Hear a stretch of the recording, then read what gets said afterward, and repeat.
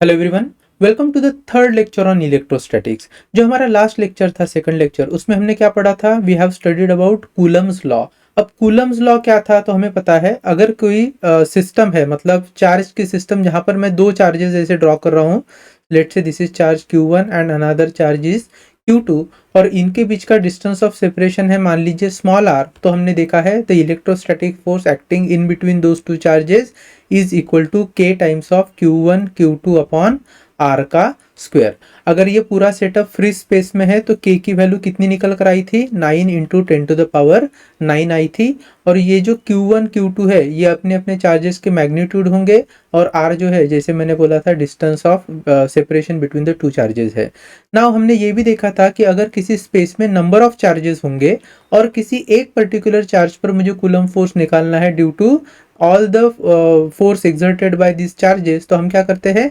Net force calculate करते हैं उस पर्टिकुलर चार्ज पे, which is the vector sum of forces exerted by all other charges. तो इस तरीके से ये हमने सुपर पोजिशन प्रिंसिपल जो है चार्जेस का, उसे भी समझ लिया था और कूलम्स के लॉ को उसमें अप्लाई किया था। अब आज का ये जो पर्टिकुलर लेक्चर है वो बेस्ड है MST CET के जो क्वेश्चंस है रिगार्डिंग कूलम्स लॉ उस पर। तो चलो फटाफट क्वेश्चन सॉल्व करते हैं। सबसे पहला क्वेश्चन क्या दिया है? 2 point charges Q1 and Q2 are L distance apart. If one of the charges is doubled and distance between them is halved, the magnitude of force becomes n times where n is। n की value पूछिए। तो देखो, बहुत simple question है। हालांकि जितने भी आप क्वेश्चन देखोगे किस पर बेस्ड, कूलम्स लॉ पर बेस्ड, वो इजी होते हैं। तो चलो फटाफट एक एक कर लेते हैं। तो उन्होंने बोला है भैया दो चार्ज हम ले रहे हैं, से चार्ज Q1 Q2, उनके बीच का जो डिस्टेंस ऑफ सेपरेशन है इट इज L।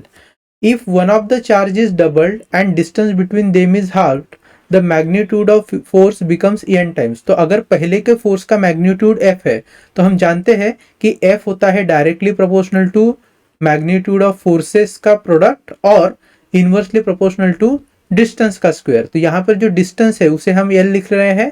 ये हो गया मेरा first equation. Now second time उन्होंने क्या किया है, तो जो चार्जेस है one of the charges doubled. अब one of the charges doubled मतलब Q1 मान लेते हैं, 2 टाइम्स ऑफ Q1 हो जाएगा। जो नया चार्ज है वो 2 टाइम्स ऑफ Q1 हो जाएगा। तो एक्सप्रेशन में ऐसे लिख कर आएगा 2 times of Q1 multiplied by Q2, अगर डायरेक्टली प्रोपोर्शनल की बात करें तो, and inversely proportional to distance between them is half. तो नया जो डिस्टेंस है वो है L/2 और फिर आएगा इसका square.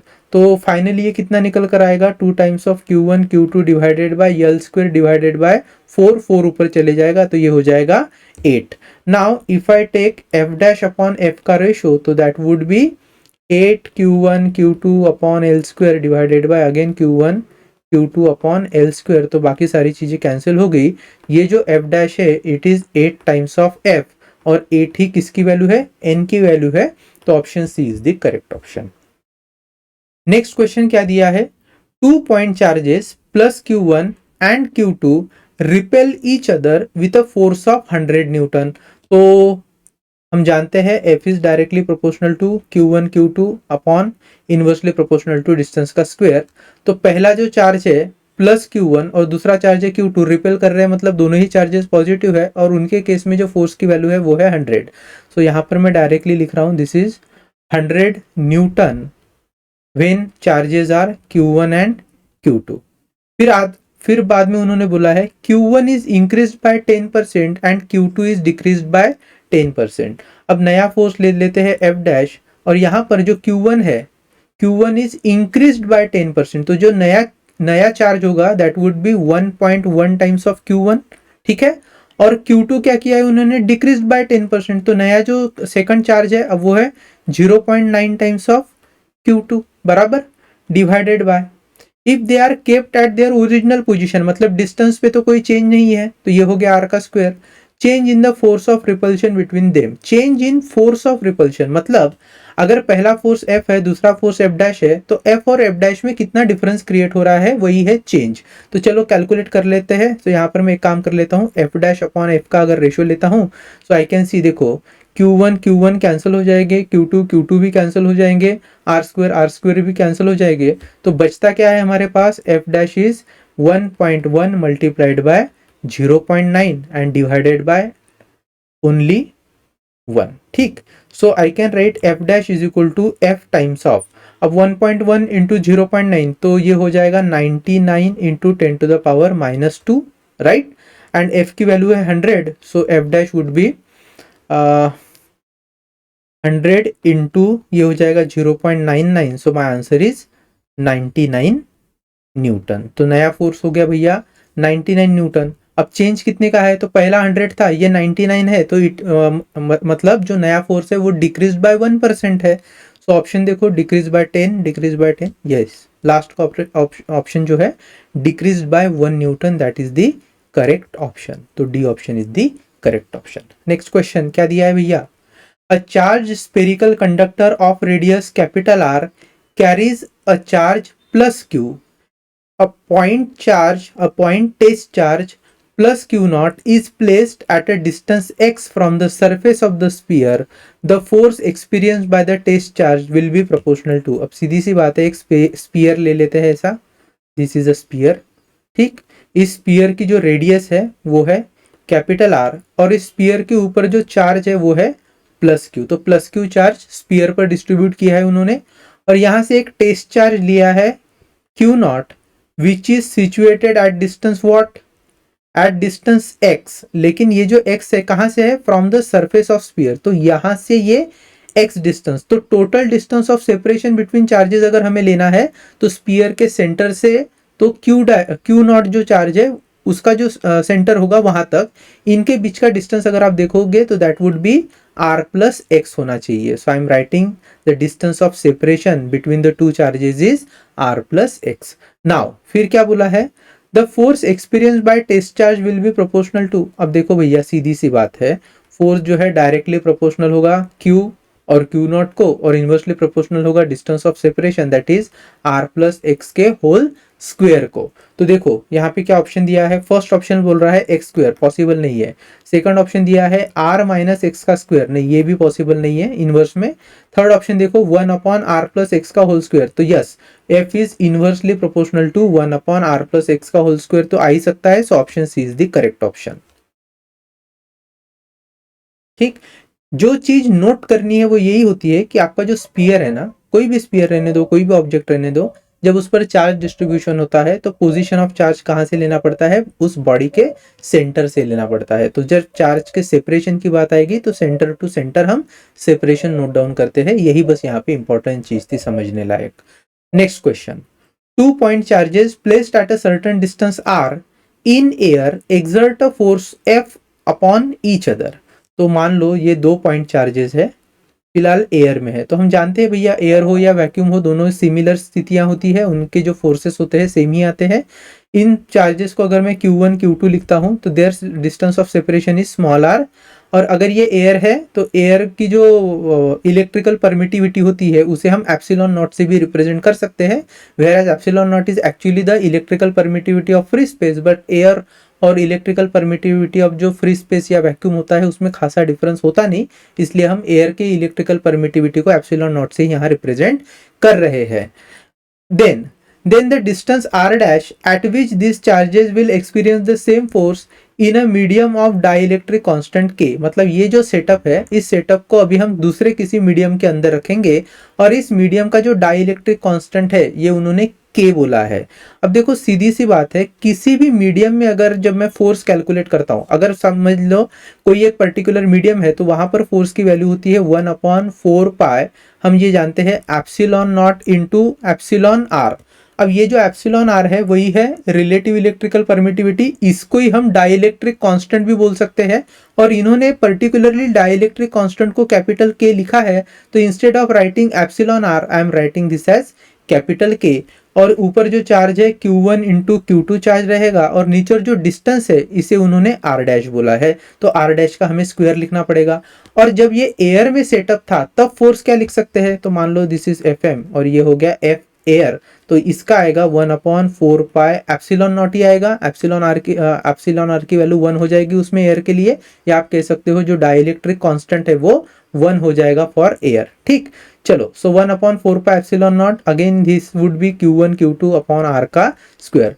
Then what they have asked is, then the distance r dash पूछा है at which this charge will experience the same force. तो फोर्स इन एयर और फोर्स इन मीडियम जो है वो सेम होंगे, उस समय क्या डिस्टेंस होना चाहिए r dash, that is distance between this two charges in the medium हमें पूछा है।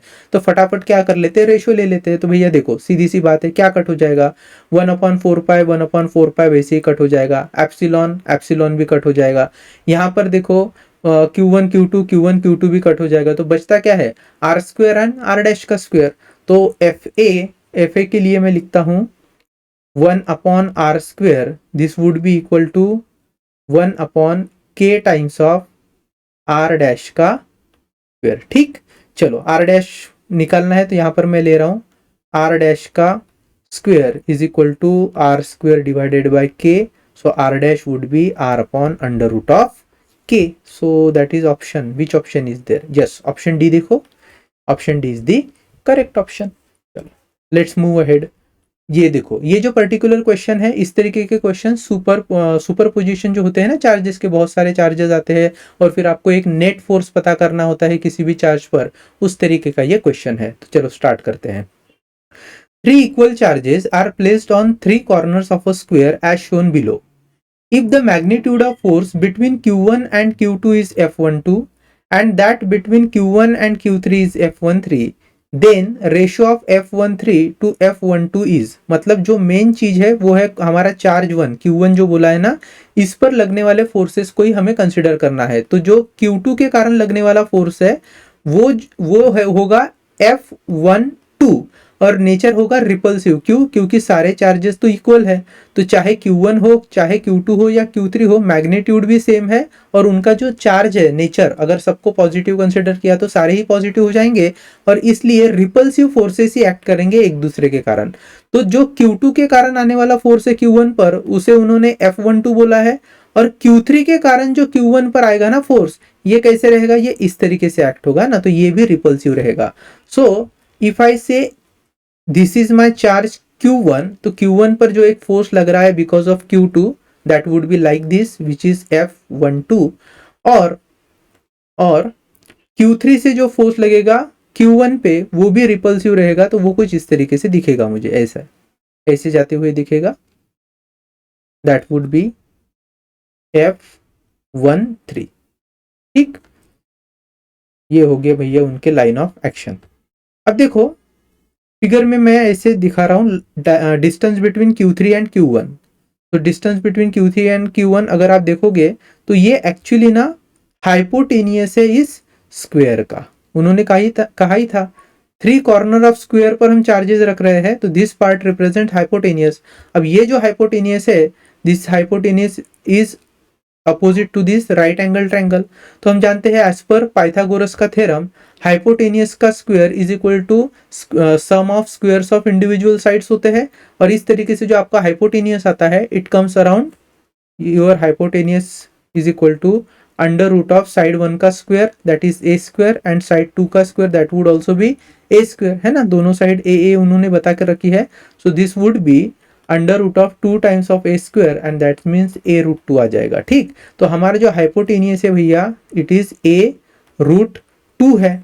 तो एक काम करते हैं, अगर मैं F12 को कैलकुलेट करूं, हमें रेशो पूछा है ना, किसका पूछा है, F13 टू F12। तो एक काम करो, पहले F12 कैलकुलेट करके देखो। तो F12 हो जाएगा K times of Q1 Q2 upon इनके बीच का डिस्टेंस है स्मॉल a का स्क्वायर। अब हमें ये भी पता है कि Q1 और Q2 दोनों सेम है। So directly I am writing this as K times of Q square upon A square हो गया। अब F13 देख लेते हैं, F13 would be K times of again Q1 Q3 divided by distance between Q1 and Q3, तो वो है A√2। So I am writing this as A√2 का होल स्क्वायर। सो ये भी कितना आ जाएगा, K times of Q square, because Q1 and Q3 are same and that would be A square into 2, √2 का स्क्वायर हो गया 2। We have been asked to find ratio of F13 to F12। चलो तो ये आ जाएगा K times of Q square divided bye A square multiplied bye 2 into reciprocal होगा F12 का A square divided bye KQ square. तो KQ square KQ square cancel, A square भी cancel, तो बचता है 1/2 and 1/2 is the correct option which is option see here. ठीक है, चलो नेक्स्ट क्वेश्चन देख लेते हैं क्या दिया है। Two equally charge small balls placed at a fix distance experience a force capital F. तो देखो हम क्या कर लेते हैं, दो ऐसे स्मॉल बॉल्स कंसिडर कर लेते हैं जो इक्वली चार्ज्ड है। ठीक, let the distance of separation them will be small r, और इनके जो चार्जेस है उनको मैं नाम दे देता हूँ। फॉर एग्जांपल क्यू चार्ज है, पहला बॉल ए पोजीशन पे है, दूसरा बॉल हम मान लेते हैं बी पोजीशन पे है। तो जो फोर्स एक्ट होगा इन बिटवीन ए बी वो रिपल्सिव नेचर का होगा because of equal charges, and that would be k times of Q का स्क्वेयर, Q1 इंटू Q2। तो दोनों ही चार्जेस सेम होने के कारण Q multiply by Q is Q square divided bye ये हो जाएगा R का स्क्वेयर।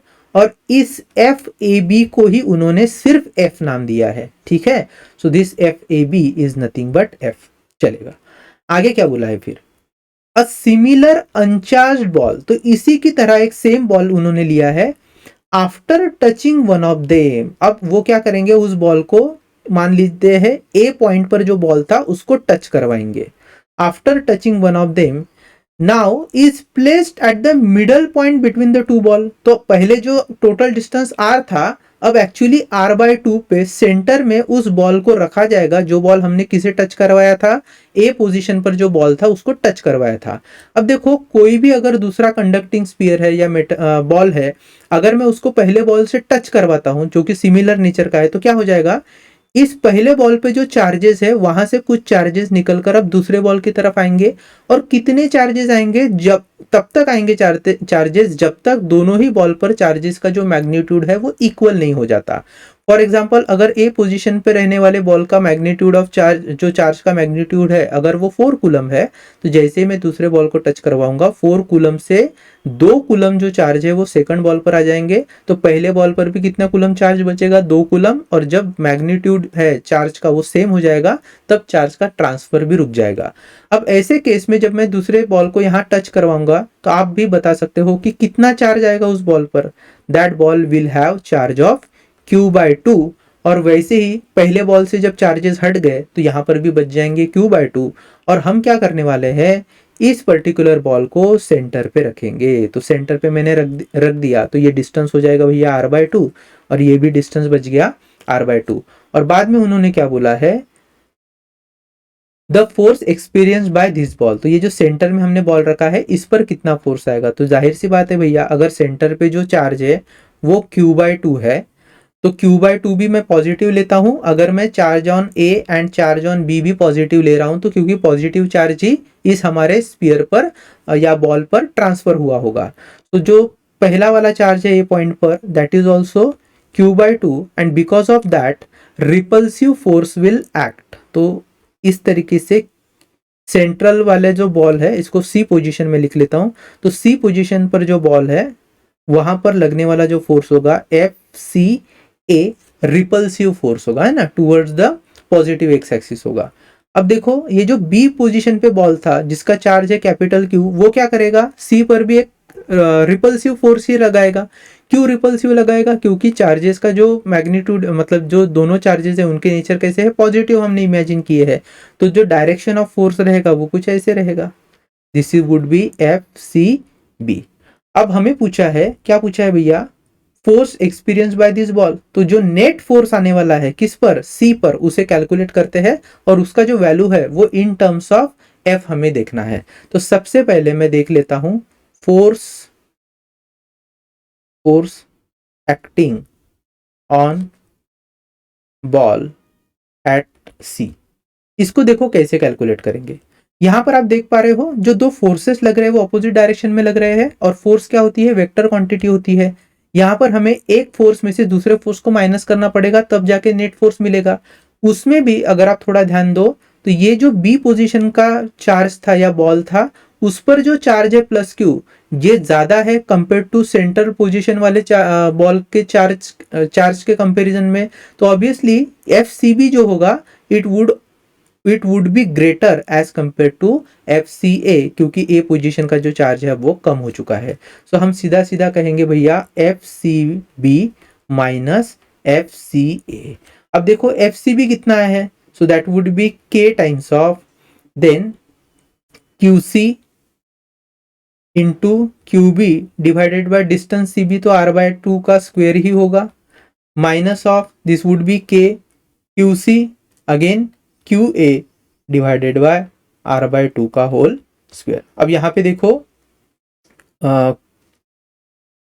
K को मैं इसे कॉमन ले रहा हूँ, QC की वैल्यू है Q/2, QB की वैल्यू है भैया only Q divided by R/2 का whole square that is R square divided by 4 minus ये हो गया K Q/2 इंटू QAB क्या है Q/2 divided by R square by ये भी 4 हो जाएगा।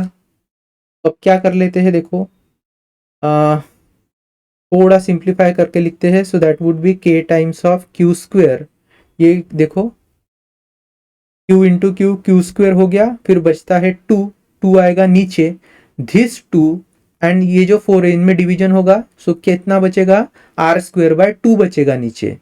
तो अगर मैं यहाँ पर लिखता हूँ R स्क्वायर बाय 2, तो 2 को फिर से मैं ऊपर लेकर आ रहा हूँ, माइनस यहाँ देखो क्या हो जाएगा, if you see carefully Q into Q square, 2 into 2 आ जाएगा 4 यहाँ डिनोमिनेटर में आएगा, ये 4 फिर से कैंसिल हो जाएगा, तो बचता है हमारे पास K times of Q square upon R square. तो K times of Q square upon R square, तो भैया 2 times of K Q square R square divided by R square minus K times of Q square divided by R square, तो सीधी सी बात है हमारे पास बचा है K times of Q square upon R square, दो में से एक चला गया एक, और ये जो वैल्यू है ना this is nothing but value of force K Q square upon R square, इतना ही आया, मतलब हमारा जो आंसर है वो बी ऑप्शन है। तो जो सेंटर पे हमने बॉल लेकर आया है, जो स्पीयर लेकर आया है, उस पर कितना फोर्स लगने वाला है, F जितना ही फोर्स लगने वाला है। वैसे तो ये क्वेश्चन बहुत इजी है, लेकिन हम क्या कर रहे हैं थोड़ा धीरे मतलब स्लो स्पेस में समझते जा रहे हैं क्वेश्चंस को, ताकि जो कॉन्सेप्ट है वो अच्छे से क्लियर हो जाए। Now let's move ahead. फिर क्या क्वेश्चन दिया है, a point charge of 20 microcoulomb is placed eight point O, ये पॉइंट O उन्होंने दिया है, यहाँ पर 20 माइक्रोकूलम का चार्ज रखा है। Another point charge 40 microcoulomb is placed on x axis, तो इसी एक्स एक्सिस पर देखिए उन्होंने कहीं तो एक 40 माइक्रोकूलम वाला चार्ज भी रखा है, और आगे बोला है so that net electric field at x is equal to 0 centimetre is 0, मतलब यहां O पॉइंट से लेकर 2 सेंटीमीटर पर एक पॉइंट उन्होंने इमेजिन किया है P, और बोल रहे हैं कि इस P पॉइंट पर जो इलेक्ट्रिक फील्ड है वो 0 होगी। अब देखो बस इतना समझना, इलेक्ट्रिक फील्ड क्या होता है, ये रीजन होता है, ऐसा रीजन होता है किसी चार्ज के सराउंडिंग जहां पर अगर आप कोई दूसरा चार्ज लेकर आते हो ना, तो उस चार्ज पर सम इलेक्ट्रिक फोर्स आपको देखने को मिलता है। अगर कभी ऐसा हुआ कि किसी पर्टिकुलर पॉइंट पर नेट इलेक्ट्रिक फोर्स 0 है, मतलब नेट इलेक्ट्रोस्टैटिक फोर्स 0 है, तो उस पॉइंट पर इलेक्ट्रिक फील्ड भी 0 होती है। इसका मतलब यह है कि ये जो P पॉइंट है ये हमारा इक्विलिब्रियम वाला पॉइंट होना चाहिए, क्योंकि इक्विलिब्रियम वाले पॉइंट पर ही नेट इलेक्ट्रोस्टैटिक फोर्स 0 होता है, इसका मतलब इलेक्ट्रिक फील्ड भी 0 होगी। इलेक्ट्रिक फील्ड के बारे में हमारा जो नेक्स्ट लेक्चर है उसमें हम बात करेंगे, फिलहाल इतना समझ लो, जिस भी पॉइंट पर इलेक्ट्रिक फील्ड 0 होगी वो पॉइंट हमारा इक्विलिब्रियम पॉइंट होगा। ठीक, चलो, तो उन्होंने बोला है the distance of point O from 40 microcoulomb charge is, तो O पॉइंट के बीच में और ये 40 माइक्रोकूलम वाला जो चार्ज है इनके बीच का डिस्टेंस अगर मैं x लिखता हूं तो x की वैल्यू क्या है, ऐसा उन्होंने पूछा है। देखो बहुत इजी क्वेश्चन है, क्या करेंगे, अगर मैं कहूं इफ, देखो मैं यहां पर लिख कर दे रहा हूं, आपको तो लिखना नहीं है, आपको बस कॉन्सेप्ट समझ लेना है। तो if P is at equilibrium, ठीक है, तो नेट फोर्स जो होगा एट पॉइंट P ये क्या होना चाहिए, 0 होना चाहिए। अब ये 0 कब होता है, जब force because of 20 microcoulomb and force because of 40 microcoulomb ये क्या हो जाएंगे, इक्वल हो जाएंगे, बस उनकी डायरेक्शन अलग अलग होगी, एक्टिंग एट पॉइंट P। तो P पॉइंट पर 20 माइक्रोकूलम से आने वाला फोर्स और 40 माइक्रोकूलम से आने वाला फोर्स दोनों ही बैलेंस हो जाएंगे, मतलब दोनों की वैल्यू सेम रहेगी, तब जाके P इक्विलिब्रियम पे रहेगा और वहां पर जो आपकी इंटेंसिटी है इलेक्ट्रिक फील्ड की 0 होगी। तो एक काम कर लेते हैं, यहां पर मैं डिस्टेंस मैप कर लेता हूं। अगर टोटल डिस्टेंस x है, इसी डायग्राम में मैप कर लेंगे, अगर टोटल डिस्टेंस x है, out of that this is 2 centimetre, तो बचा हुआ डिस्टेंस होगा x माइनस 2 सेंटीमीटर। अब चलो दोनों ही फोर्सेस को कैलकुलेट करते हैं। So force acting at point P due to charge at point O will be equal to in terms of magnitude K times of, then it is said 20 microcoulomb, 20 microcoulomb। So 20 microcoulomb को directly मैं लिख लेता हूँ 20 into 10 to the power -6 coulomb. ठीक है, तो ये हो गया। एंड P पॉइंट पर उन्होंने कुछ चार्ज बोला है क्या?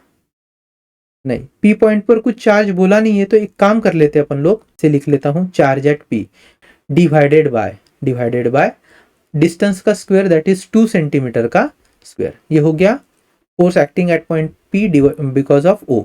Now let's say force acting at point O because of charge 40 microcoulomb, ये चार्ज है ना, तो इसको कुछ नाम दे देते हैं। मान लीजिए कौन सा पॉइंट बोल दो, यस पॉइंट बोल देता हूँ। तो यस पॉइंट पे, so due to S, so this would be equal to K times of 40 into 10 to the power -6 into charge at P divided by distance कितना है भैया, x-2 का होल स्क्वायर। ठीक, and this two forces are equal. अब और हमें x की value find करनी है, so I am writing FPO is exactly equal to FOS। तो एक काम करो भैया, देखो क्या कैंसिल होता है directly, K cancel, 10 to the power -6 10 to the power -6 cancel, QP cancel. तो बचता क्या है हमारे पास, यहाँ बचता है 20/4 और यहाँ बचा है 40/x-2 का होल स्क्वायर। अब देखो 21 जा 20, 22 जा 40, ये जो 4 है डिनोमिनेटर में उधर चले जाएगा तो बिकम्स 8 एंड x-2 का होल स्क्वायर यहाँ चले जाएगा। तो ये हो जाएगा x-2 का whole square is equal to 8। So I can write x-2 is √8, √8 is 4 into 2, तो x-2 वुड बी 4 बाहर आएगा तो 2√2, सो x वुड बी 2√2 प्लस 2। तो 2√2 प्लस 2, तो देखो √2 की वैल्यू होती है 1.41, है ना। सो √2 जो है यहाँ पर मैं लिख रहा हूँ, देखो √2 जो होता है वो होता है 1.414 हम लिखते हैं। सो 1.414 को अगर मैं 2 से मल्टीप्लाई कर दूं तो ये कितना हो जाएगा भैया, 2.828, इसको मैं 2.83 लिख लेता हूँ, 2.83 प्लस 2, तो हमारा आंसर हो गया भैया 4.83 सेंटीमीटर। तो जो x की वैल्यू है ना, x की वैल्यू कितनी निकल कर आई है, x की वैल्यू निकल कर आई है 4.83 सेंटीमीटर। अगर आप ऑप्शन देखोगे तो कौन सा ऑप्शन नियरली सेम है, तो my option B is actually the matching one. तो option B is the correct option. देखो बहुत इजी क्वेश्चन है, लेकिन एक एक कॉन्सेप्ट पर बेस्ड है, तो धीरे धीरे आप इजीली इसको सॉल्व कर सकते हो अगर आपको कूलम्स फोर्स, इक्विलिब्रियम, ये सारी चीजें पता है तो, जो हमने लास्ट लेक्चर में डिस्कस करी थी। ठीक, चलो 2 point charges plus E and plus 4E are kept at a distance small d units apart। तो यहाँ मैं ले लेता हूँ प्लस E चार्ज और यहाँ पर ले लेता हूँ प्लस 4E चार्ज। ठीक, थोड़ा सा बड़ा निकाल लेता हूँ, प्लस 4E चार्ज। ठीक, उनके बीच का जो डिस्टेंस है कितना बोला है उन्होंने, स्मॉल d बोला है। फिर third point charge plus Q is placed between the two charges at distance x units from charge plus E। यहां पर मान लो कहीं तो उन्होंने एक plus small q charge put कर लिया है और distance from plus E charge is taken as x। तो x ये डिस्टेंस है, तो बचा हुआ बाकी का डिस्टेंस होगा d-x। ठीक, चलो आगे, at distance x units from the plus E so that to be in equilibrium, मतलब ये जो प्लस क्यू चार्ज है ये कैसे रहेगा, इक्विलिब्रियम में रहेगा। The value of x is, अब एक्स की वैल्यू पूछी है, तो देखो फिर से जब हमने जो क्वेश्चन थोड़ी देर पहले सॉल्व किया था वैसे ही हो गया। इस क्यू चार्ज पर एक फोर्स आएगा because of plus E charge, so I am writing this as F acting on Q because of plus E, और एक चार्ज इधर से आएगा that is force acting on Q because of plus times of 4E वाला charge. और दोनों जो forces है वो कैसे रहेंगे भैया, रिपल्सिव नेचर के रहेंगे, क्योंकि सभी चार्जेस तो पॉजिटिव दिए हैं। तो चलो फट से कैलकुलेट कर लेते हैं। हमें पता है कि अगर कोई चार्ज इक्विलिब्रियम में है तो magnitude wise this forces should be equal. So I am writing this force acting on Q because of plus E charge is equal to force acting on Q because of plus 4e charge. तो हम जानते हैं forces जो है वो directly proportional to magnitude of product of magnitude of charges and inversely proportional to distance होते हैं। तो इस हिसाब से यहाँ पर मैं लिख सकता हूँ k times of charge e multiplied by q divided by distance is x, तो x का स्क्वायर हो गया, इज इक्वल टू यहाँ पे क्या आ जाएगा k times of charge is q multiplied by 4 times of e divided by इनके बीच का डिस्टेंस है भैया d माइनस एक्स का होल स्क्वायर। क्या कैंसिल हो गया, k cancel, q cancel, e भी कैंसिल, तो बचता है d माइनस एक्स का whole square is equal to x square into 4। तो भैया d minus x would be 2 times of x। तो x की वैल्यू कितनी आ जाएगी, तो यहाँ पर देखो d would be equal to twice of x plus x हो गया, तो this is 3 times of x is equal to d, तो x is nothing but d by 3, x is nothing but d by 3। तो x की value निकल कर आई है d by 3 which is my option number A. ठीक, इतना easy question था। Now let's move ahead. Charge q2 of mass small m revolves around a stationary charge q1 in a circular orbit of radius r.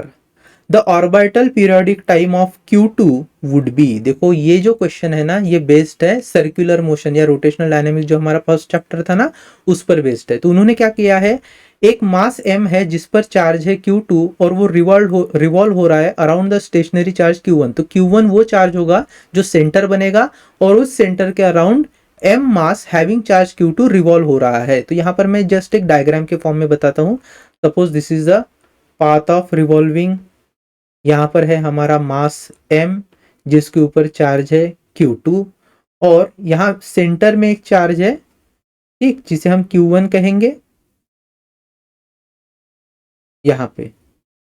I hope आपको ये दिख रहा होगा। ठीक, तो इसको मैं q1 लिख देता हूं, q1 चार्ज है और जो रेडियस होगी इस सर्कल की उसे हम स्मॉल r कहेंगे। तो small r is the radius. तो एक्चुअली अगर आप देखो तो q1 और ये जो q2 है ये दो चार्जेस है which are separated by distance small r here. I hope ये समझ में आ रहा है आपको ना। उन्होंने कहा है द ऑर्बिटल पीरियोडिक टाइम, मतलब ये जब मास जिस पर q2 चार्ज है जब ये घूम रहा होगा तो उसका टाइम ऑफ रोटेशन क्या होगा, मतलब जो टाइम पीरियड होता है ना वही हमें पूछा है। तो यहाँ इसको कैसे सॉल्व करना है, सबसे पहले हमें पता है जब ऐसे दो चार्जेस आपको दिए होंगे तो इनके बीच में एक इलेक्ट्रोस्टैटिक फोर्स आएगा और चूंकि ये मास रिवॉल्व हो रहा है तो जो इलेक्ट्रोस्टैटिक फोर्स होगा इन दो चार्ज के बीच में that will act as either centripetal force और सेंट्रीफ्यूगल फोर्स। तो मान लो अगर Q1 और Q2 में से कोई एक चार्ज निगेटिव हुआ तो फोर्स होगा सेंट्रीपिटल अट्रैक्टिव वाला, या फिर अगर दोनों ही चार्जेस सेम हो गए तो फोर्स होगा सेंट्रीफ्यूगल। लेकिन हम जानते हैं सेंट्रीपिटल फोर्स हो चाहे सेंट्रीफ्यूगल फोर्स हो, मैग्नीट्यूड वाइज अगर आप देखोगे तो फॉर्मूला सेम होता है। और वो कितना फॉर्मूला होता है, क्या फॉर्मूला है वो, FCP is equal to mv square upon r। ठीक है, ये हमें पता है। दूसरी चीज उन्होंने पूछा है ऑर्बिटल पीरियोडिक टाइम। अब ऑर्बिटल पीरियोडिक टाइम मतलब suppose v is equal to, v is the velocity of rotation, तो एक जो सरकमफ्रेंस होता है वो 2 पाई r कवर होता है इन टाइम t। तो can I right v square, यहाँ पे जो v स्क्वेयर है ना देखो ध्यान से, ये जो v स्क्वेयर है, v स्क्वेयर क्या हो जाएगा 4 pi square r square upon T square हो जाएगा। तो अगर मैं centripetal force is nothing but electrostatic force लेता हूं in between the to charge और उसको अगर सेंट्रीपिटल फोर्स वाले फॉर्मूले से कंपेयर करूंगा और v स्क्वेयर को अगर टाइम वाले फॉर्मूले में लेकर आऊं तो ऑटोमेटिकली मैं टाइम पीरियड ऑफ रोटेशन निकाल सकता हूं। So I am writing this here v square is equal to 4 pi square r square upon T square. ठीक है, इसको हम बाद में यूज करेंगे। अब देखो जो FCP है, जो सेंट्रीपिटल फोर्स होगा या सेंट्रीफ्यूगल जो भी फोर्स है, उसे in terms of electrostatic force अगर लेना है तो क्या लेना पड़ेगा, k times of Q1 into Q2। अब मास का कोई रोल नहीं है, मास वो बॉडी है जिसके ऊपर Q2 चार्ज था, तो मैंने डायरेक्टली लिख लिया है product of charges Q1 and Q2 उनके मैग्नीट्यूड के फॉर्म में डिवाइडेड बाय उनका डिस्टेंस क्या है r, तो r का square, this is exactly equal to mv square upon r। चलो फट से v स्क्वायर की वैल्यू पुट कर लेते हैं सो दैट t हमें कैलकुलेट करते आना चाहिए। So k times of Q1 Q2 upon r square is equal to m 4 pi square r square divided by T का आर इंटू टी का स्क्वायर। ठीक है, तो ये देखो आर हट गया यहाँ से, तो यहाँ से एक आर हट गया। फिर इस टी स्क्वायर को मैं यहाँ अगर लेकर आऊंगा तो बाकी सारी चीजें हम शिफ्ट कर लेंगे। तो देखो मैं यहाँ पर लिख रहा हूँ भैया T square is equal to m 4 pi square, ये है आर स्क्वायर, यहाँ से एक आर उधर चला गया तो हो जाएगा आर का क्यूब, तो दिस वुड बी आर का cube divided by k times of Q1 into Q2। तो T is equal to under root में m 4 पाई स्क्वायर आर का cube divided by k times of Q1 into Q2। अब देखो कौन सा option है जो मैच हो रहा है। So T is equal to under root, अच्छा अंडर रूट नहीं बोला है लेकिन रेस्ट टू द पावर 1/2 दिया है सभी ऑप्शन में। Now it should be 4 pi square m, तो 4 pi square m, R rest to the power 4 नहीं चाहिए, R rest to the power 4 pi square m R rest to the power 3 yes K times of Q1 into Q2। ये जो option A है ना, ये देखो match कर रहा है हमारा। So my option A is the correct option. ठीक, yes option A is the correct option. I hope आप देख पा रहे होंगे। यस, अब नेक्स्ट क्वेश्चन देख लेते हैं। 2 point charges plus 2 coulomb and plus 6 coulomb repel each other with a force of 12 Newton.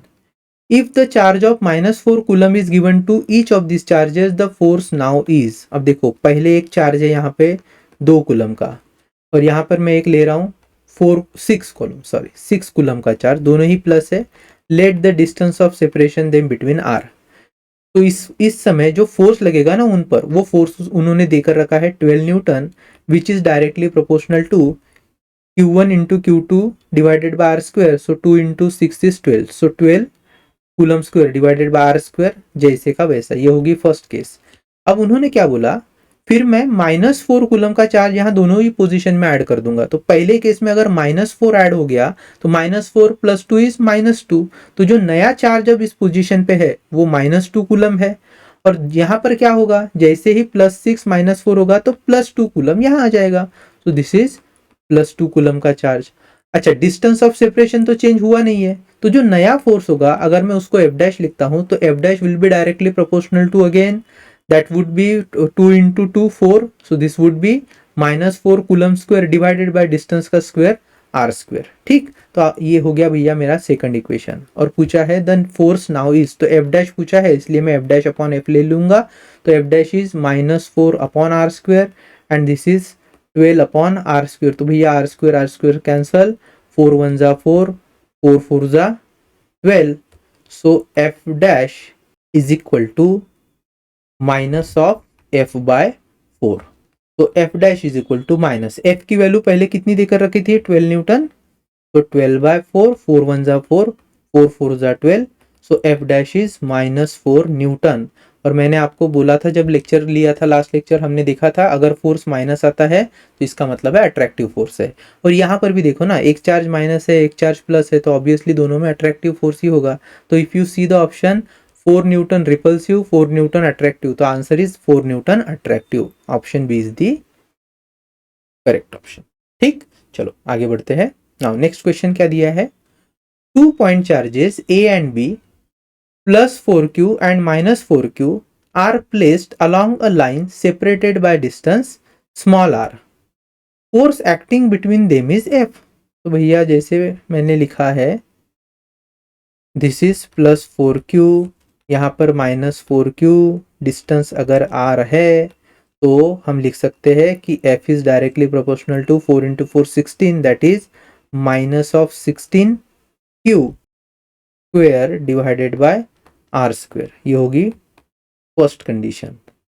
Then आगे बोला है if 25% of charge from point A is transferred to that of point B। अब नई स्थिति ऐसी है कि ये जो +4Q चार्ज था उसमें से 25% चार्ज जो है, 25% charge from point A is transfer to that to point B। अगर मैं इसको पॉइंट A पॉइंट B बोलूंगा तो यहाँ का 25% अगर इधर चला गया तो 4 जो है उसका 25% होगा 1, तो 4Q में से 1Q में इधर ट्रांसफर कर देता हूँ +1Q, तो A पर बचा +3Q और बी पर बचेगा -4 + 1 -3q। तो हम नए चार्जेस को कुछ ऐसे लिख लेते हैं, this is +3q and this is -3q।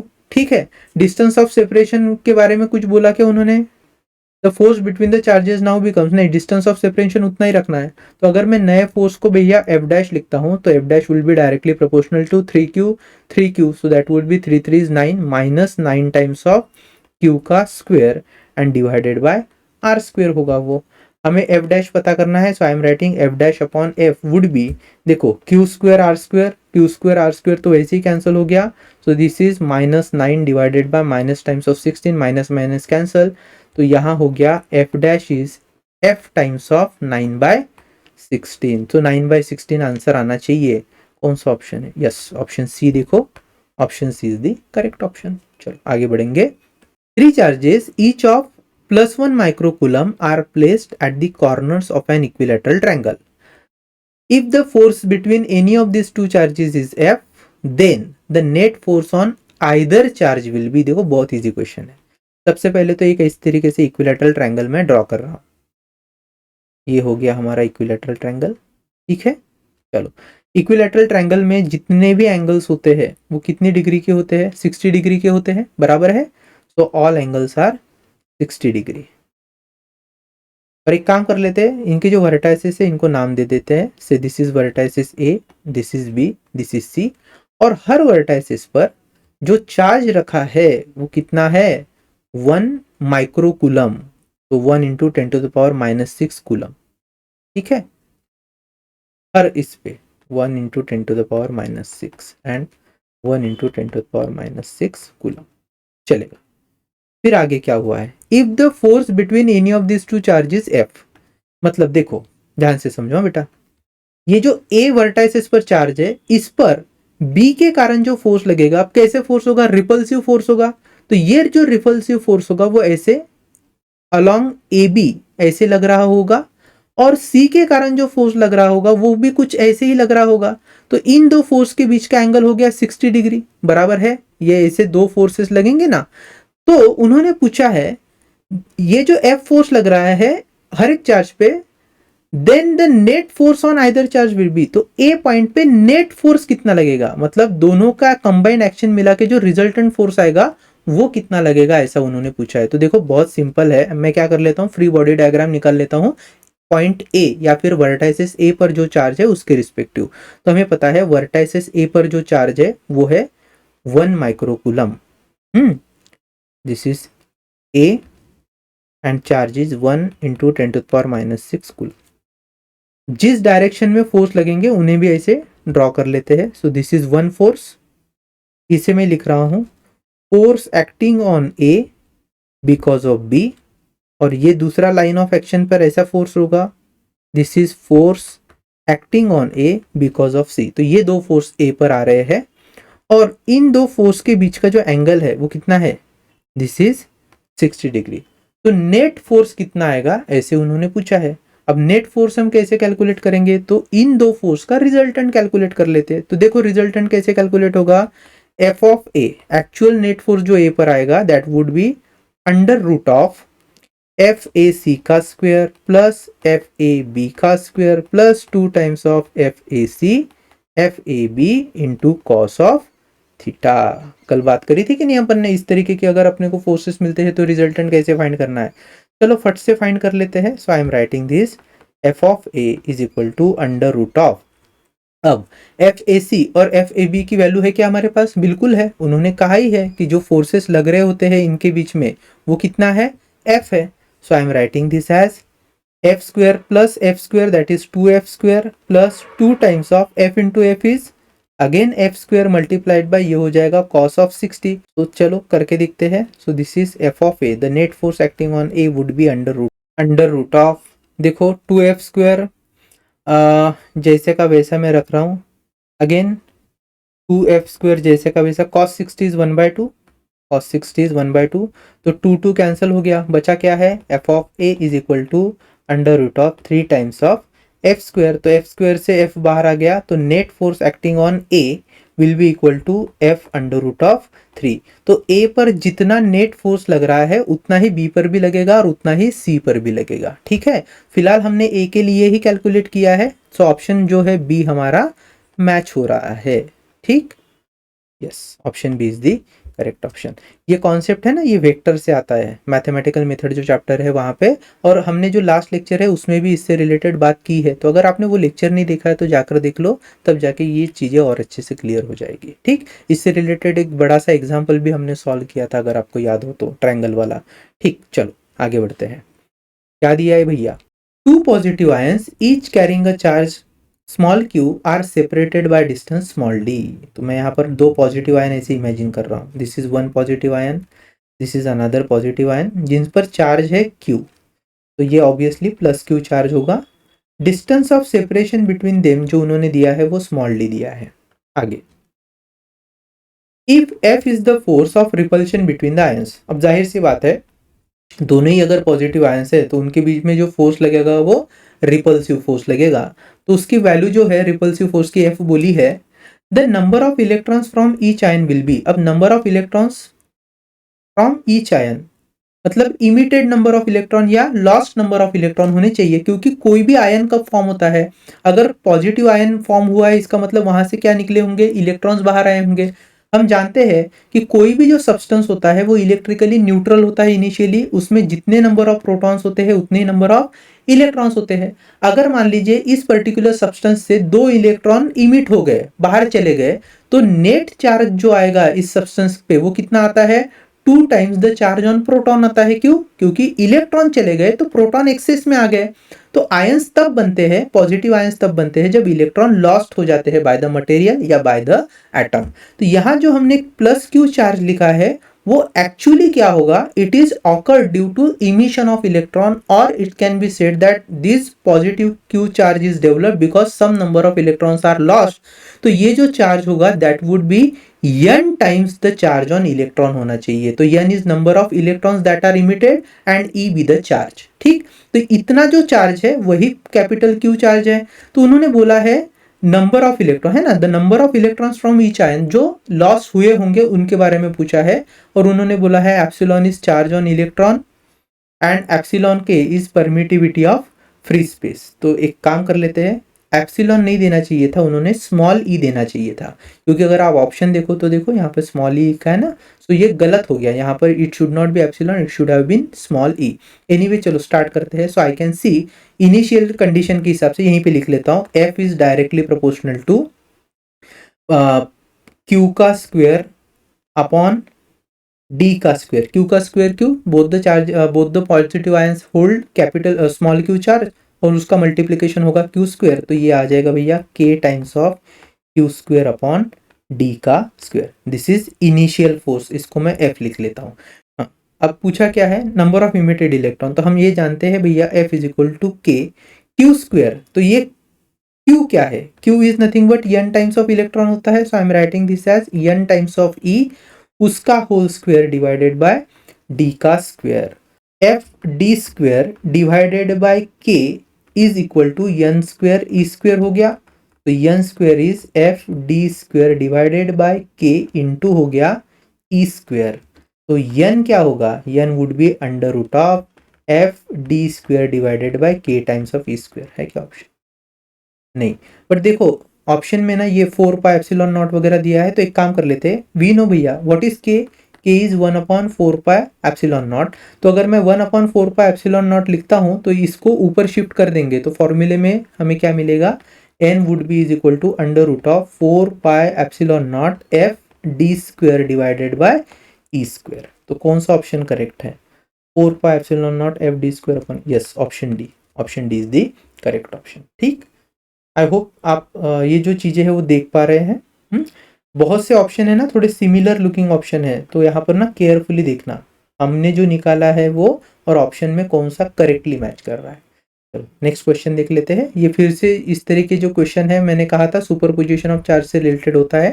क्या कहा है भैया, देखो ध्यान से, a charge plus Q is placed at each of the diagonally opposite corners of a square. तो ऐसा एक स्क्वायर लिया है, जो भी लेंथ होगी स्क्वायर की है ना साइड की, तो ऐसा स्क्वायर है, और plus Q charge is placed at each of the diagonally opposite corner of square. तो ये मान लीजिए उन्होंने पहला एक कॉर्नर पकड़ा, तो इसका जो अपोजिट है डायगोनली अपोजिट कॉर्नर, ये यहाँ पर भी प्लस क्यू चार्ज लिया है, and a charge minus Q is placed at each of the other diagonally opposite corner as shown. तो यहाँ बची हुई जो दूसरे कॉर्नर है वहां पर माइनस क्यू चार्ज रखा है।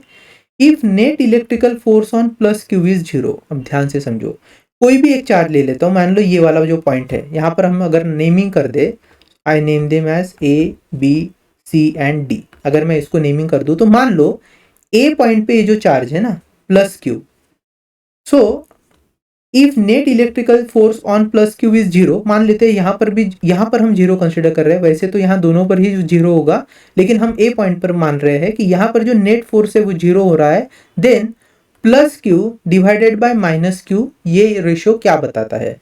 बहुत सिंपल सी बात है, जो इंपॉर्टेंट कंडीशन है वो यही है कि net force on Q is zero. देखो, अगर फ्री बॉडी डायग्राम बनाए ना ए पॉइंट पर चार्जेस की, तो सबसे पहले देख लो कौन से फोर्स आएंगे। ये बी पर जो माइनस क्यू चार्ज है, ये प्लस क्यू चार्ज पर अट्रैक्टिव फोर्स लगाएगा ऐसा, तो this is attractive force acting at A because of B. वैसे ही इस प्लस क्यू पर एक ऐसा वर्टिकली डाउनवर्ड डायरेक्शन में अट्रैक्टिव फोर्स लगेगा because of minus Q charge, तो ये एक फोर्स हो गया like this is the force acting at point A because of D. ठीक है, ये भी अट्रैक्टिव नेचर का है, तो ये दोनों जो बी पॉइंट और डी पॉइंट है इस चार्ज को अपनी ओर खींच रहे होंगे।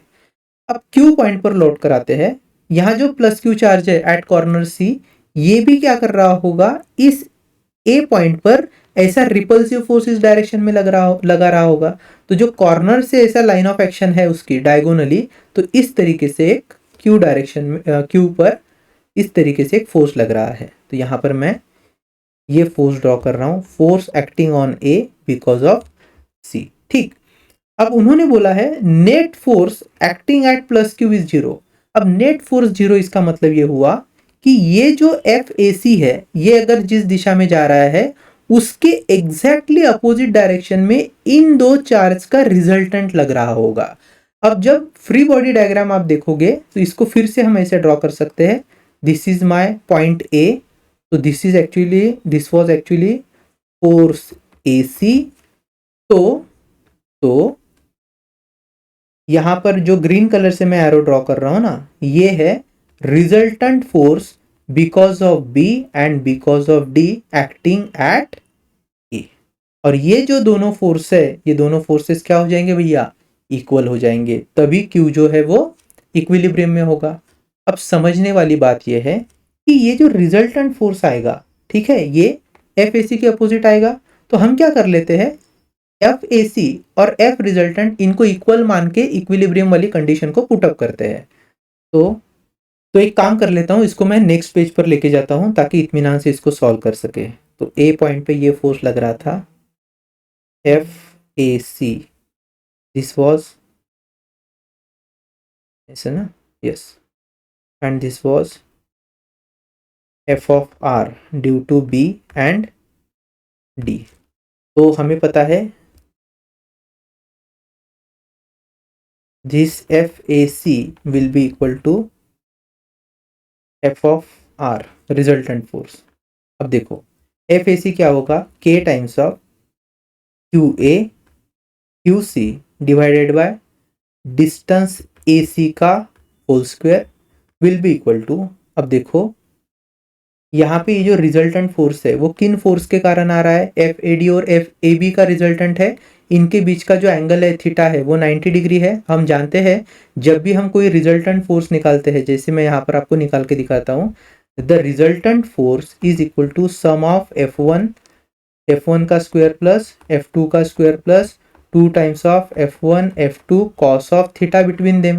तो थीटा तो है भैया 90 डिग्री, तो इसका जो रिजल्टेंट आएगा वो कुछ ऐसे आएगा ना, एफ ऑफ आर, जो है मैंने यहाँ पर ऐसे लिखा था, तो इसको सॉल्व कर लेते हैं। So I am writing F of R is equal to under root of F A B उसका square plus F A D उसका square plus 2 times of F A B into F A D into cos of 90। अब देखो भैया cos 90 की value होती है zero, zero multiply by anything is zero, तो ये फैक्टर ही हट जाएगा।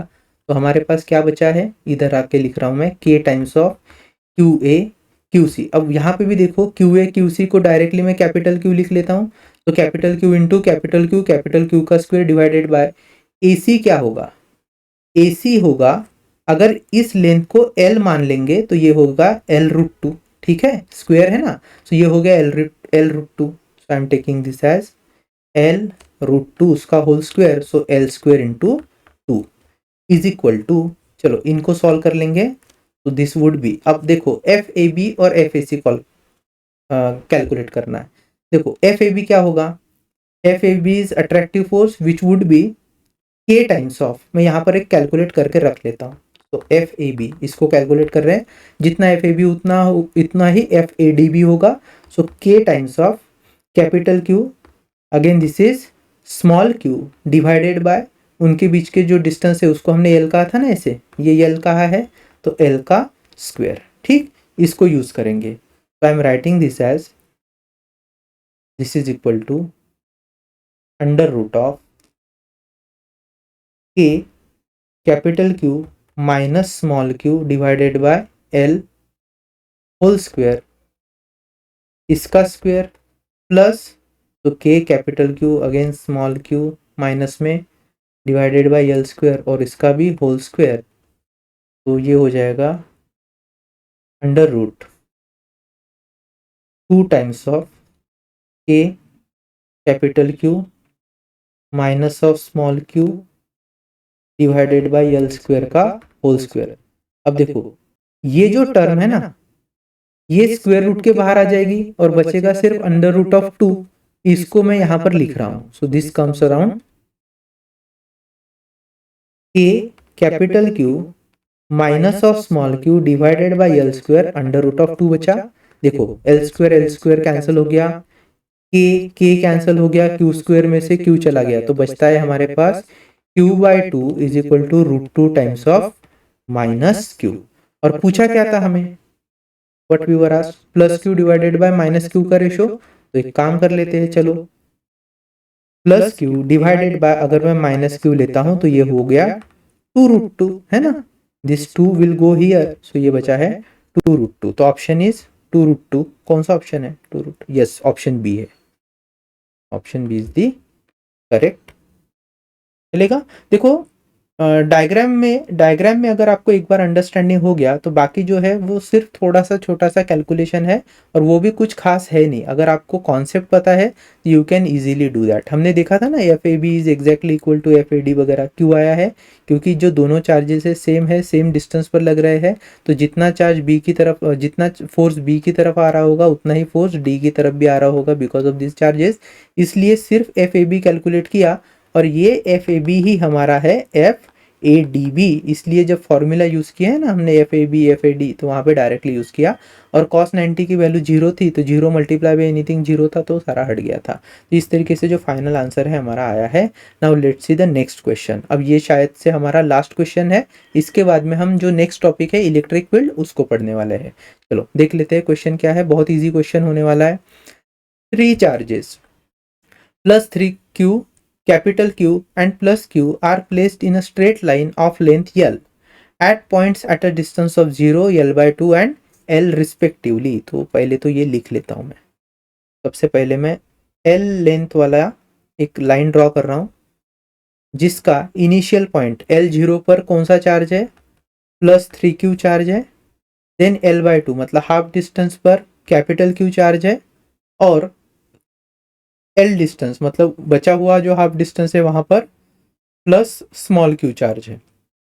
Then the value of Q in order to have the net force on capital the value of Q in order to have the net force on plus Q to be zero, मतलब ये जो plus Q वाला charge है इस पर कोई भी net force नहीं है, इसका मतलब प्लस क्यू चार्ज कैसे होगा, इक्विलिब्रियम में होगा, तो जो चार्ज इक्विलिब्रियम में होता है वहीं पे नेट फोर्स जीरो होता है। तो उन्होंने कहा ये चार्ज कैसे आने वाला है, इक्विलिब्रियम में आने वाला है एंड आगे देखो capital Q is equal to X times of small q, ऐसा भी उन्होंने देकर रखा है। सो कैपिटल Q की value is X times of small q अगर है तो ये जो x है, x की वैल्यू क्या है, मतलब ये जो कैपिटल Q चार्ज है हो सकता है ये प्लस हो या ये हो सकता है माइनस हो। अब ये जो Q है, Q तो प्लस ही हो है, तो x की वैल्यू प्लस समथिंग है या माइनस समथिंग है ये हमें नहीं पता, x को हमें पता करना है।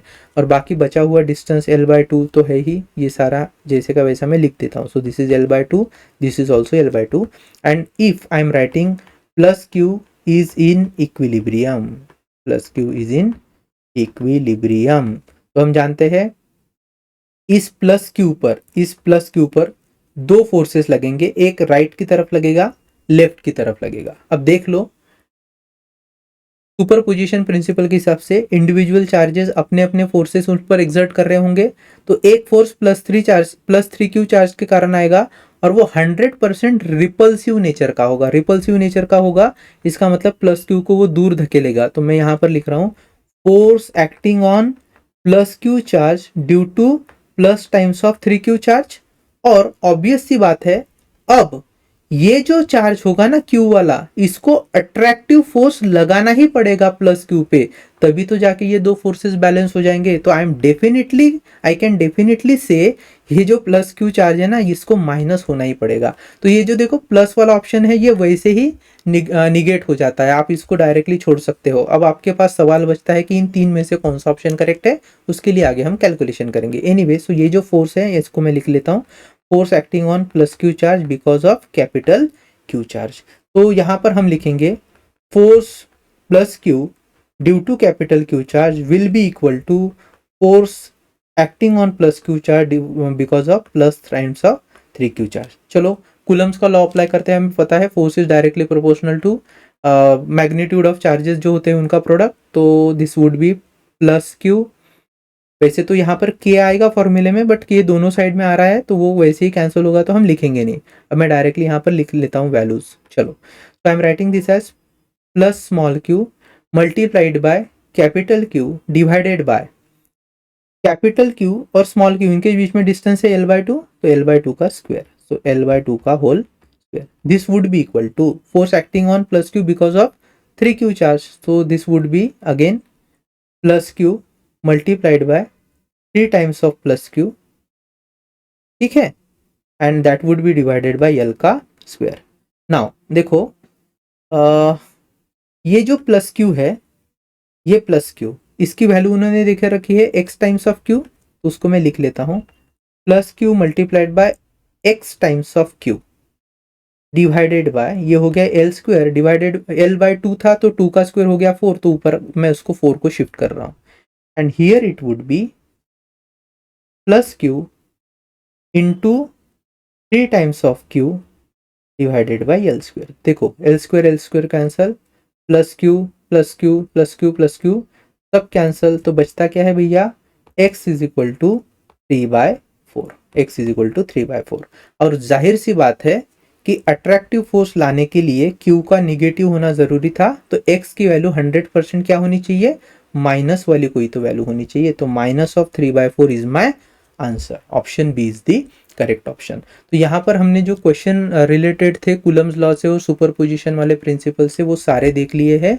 आप क्या करो इस क्वेश्चन को अपने एंड पर खुद से सॉल्व करने की कोशिश करो, जब तक आप खुद से नहीं करते हो आपकी प्रैक्टिस नहीं होगी।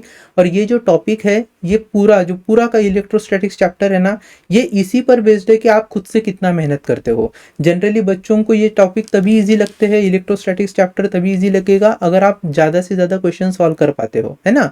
और सॉल्व करने के लिए प्रैक्टिस ज़रूरी है, तो प्रैक्टिस करते चलो, ऑटोमेटिकली ये सारा जो कॉन्सेप्ट्स है आपको इजीली एग्जाम में बनने लगेंगे।